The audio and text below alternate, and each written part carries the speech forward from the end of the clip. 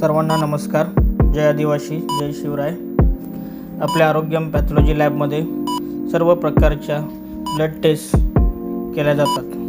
ज्या टेस्ट मुंबई, नाशिक, पालघर बाहेर पाठवायचो त्या सर्व टेस्ट आता आरोग्यम पॅथॉलॉजी लॅब जव्हार याच ठिकाणी सर्व टेस्ट करून तुम्हाला रिपोर्ट मिळतील.